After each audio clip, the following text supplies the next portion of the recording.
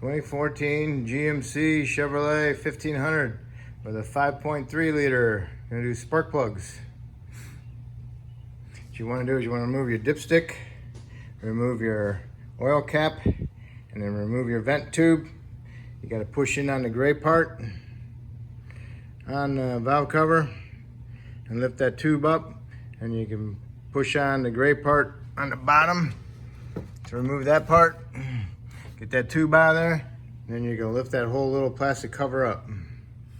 Okay, those three items are out of there. So what you need to do is you pick up on the sides, and it comes undone from three little nubs. Okay, you're gonna have to push up on the fuel line over here in the back, push it up and get it up out of the way, and the cover is tucked in around the back side. All right, I'm gonna do spark plugs and I'm gonna do coil wires at the same time. That's the reason why I removed that cover. I found out that it's easier to remove the boots off the spark plug first by removing them off the coil. You twist it and pull. Twist and pull, twist and pull. Once you get them off the coil, then you can get a better grip on the boot for the spark plug itself. Grab hold of it and twist it. And then pull, okay? If you can't twist it, don't pull it, because it won't come. Cause it's kind of like heated onto the spark plug. So you need to twist it, and once it starts twisting, then you can get some pressure on pulling it off. But twist and pull. Once you get them all off, then you can remove your spark plugs, and those are a 5/8 spark plug. So you need a 5/8 spark plug socket and a little extension, maybe a 3-inch to get in there, and possibly a shorty, 1-inch. Man, I can't not get access to that back one on number 7. So I pulled out the dipstick tube, held in with a 10.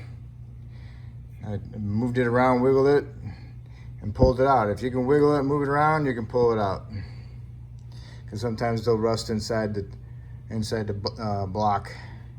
But if it's not rusted in there, you can pull it out, and hopefully you can get your hand around that thing and pull that boot off.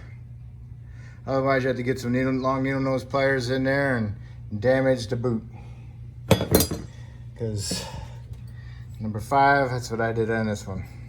But I planned ahead. I got new spark plug boots, new wires, sorry.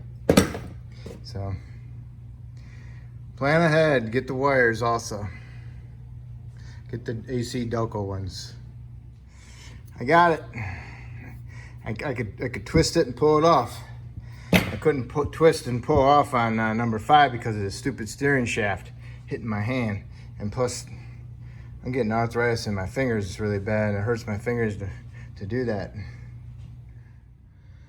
These spark plugs got 103,000 miles on them, and they are original. So if you want to know what your spark plugs look like and you never changed them at 100,000, this is what they're gonna look like. And this thing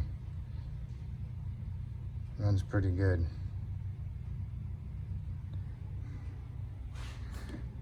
There we go.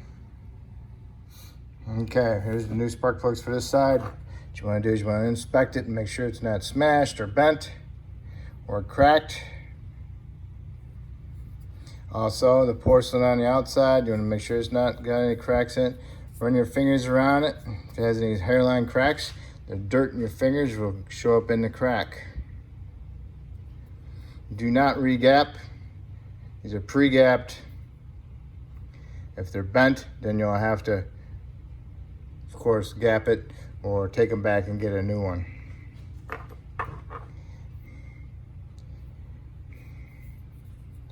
But if it needs to be gapped, I'd make it look like the rest of them.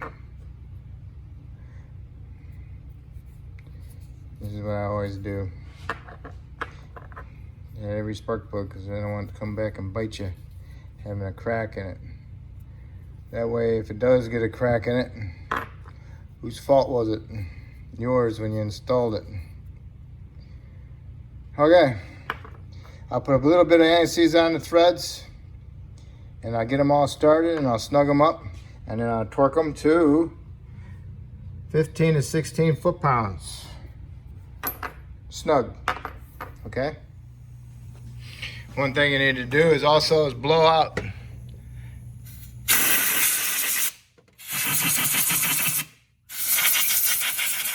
Around the spark plug holes. You can do that before you take the spark plugs out too. Because any of that dirt or rust hanging around there is going to get stuck onto them spark plugs.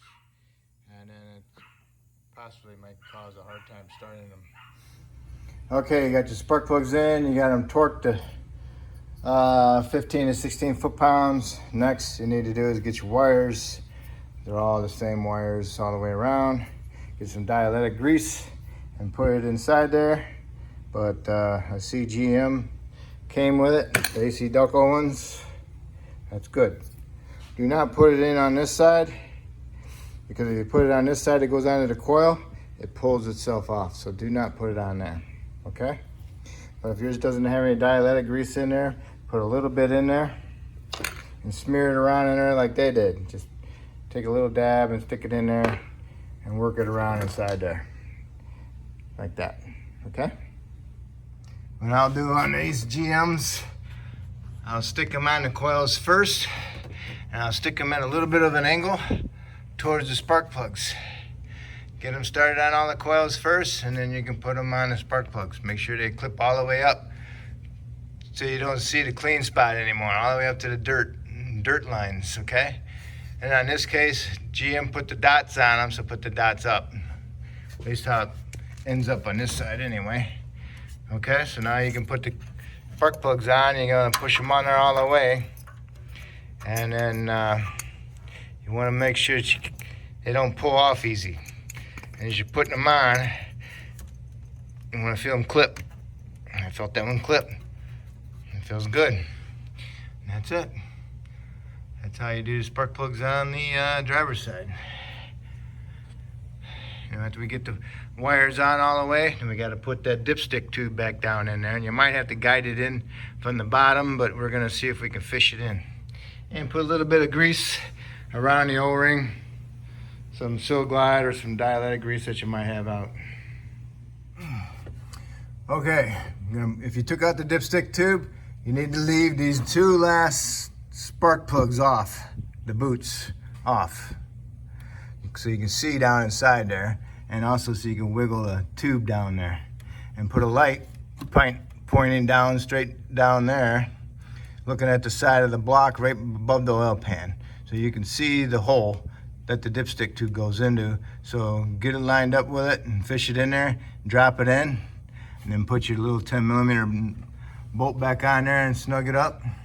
And then now you can put your boots on, the spark plugs, and you're all set. Okay, now you can push that cover over and make sure you align that back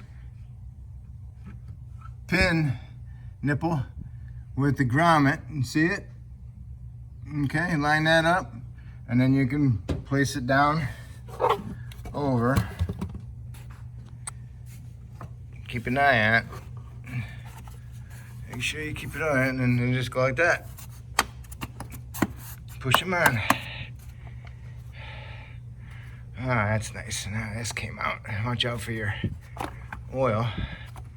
Make sure that goes around it without pushing the O-ring out. All right, so that's good. So now I can put my breather tube back on, dipstick in, and my oil cap. Okay, the long part of the breather tube goes down under the valve cover. Make sure they clip in. You can push in on the gray part to help it out. Make sure they're flush. Dipstick, oil cap, and that's it for this side. Now we'll work on the other side. Okay, we're on the passenger side. You want to remove this. Remove it off the top, turn it, that way you can get access to that, and push that in and pull it off. And then you want to remove the heater hoses off the bracket. Little screwdriver, pushing on the little tabs from the bottom and the top. Now remove this. Okay, see the clip? Okay, now that's out of the way. Move it around. Now you can just do the same thing to this side, the little cover. Pull it up off of the little nipples on the other inside there with the grommets. Make sure you get them all unclipped. Okay. I think I still got the back one clipped on. Okay, I got the cover off. It gets stuck on this side, on this back side over here. A little tight back there, so, but it comes up, pries out of there. Now we're gonna move our spark plug boots, wires. All right, don't forget what I told you about. Pull them off the coils first, twist and pull off the coils. Then you can go down to the boot on the spark plug and twist it and pull it. If you don't twist it, you can't pull it. So if it twists, you can pull it. If it don't twist, then it's gonna be on there pretty bad. All right, so I gotta get to number 8 here. The wire harness with a little zip tie on it. Just cut that zip tie off so you can get a little bit more room in there so you can get into that spark plug boot and twist it. And once you twist it, you can pull it off. Go around the spark plugs and blow all the dirt out from around them with the blowgun. You want to go ahead and remove that bracket for that heater hose. That's going to be in the way when you go back together, torquing your spark plugs. Now I'm going to work on the back one. So far I got them out with just a 1-inch or a 3-inch extension on a swivel. So the back one's probably going to be no swivel. I mean, just going to be a swivel spark plug socket with no extension on it. You see it? See it? You see my socket, my swivel spark plug socket? Just enough room for a head of a ratchet to go in there. So I had to pull that cable up. Cable fastens to the firewall right here. You can undo it. Okay. Just make sure you put it back up. All the spark plugs are out. Make sure you blow out the holes. And now you can do is inspect your spark plugs. Make sure there's no cracks and the gap is good on them. Make sure they're not bent. And put a little bit of lubricant on the threads and then get them started. And then you want to snug them up and then you want to torque them to 15 to 16 foot-pounds. I use the swivel socket to get to the back one. All right, make sure you keep going to the cylinder in front of you to compare, get the right angles to where you're supposed to be. Because you wrap it behind there and it's just like you gotta come around and back up a little bit. So it's just keep comparing it to the cylinder in front of it and you'll eventually get it. And then once you get it in there, you can start threading it in a little bit with your fingertips. And once you get it started, you can thread it all the way up with your fingertips the best you can and put your ratchet on there and snug it up. And then you can put your little torque wrench back there and torque it. If you're having problems getting spark plugs started with the socket, take one of the old boots, cut the wire off, and use this. Put the spark plug in there and use that. All right. Got all your boots on properly, dots up, angled towards the spark plugs.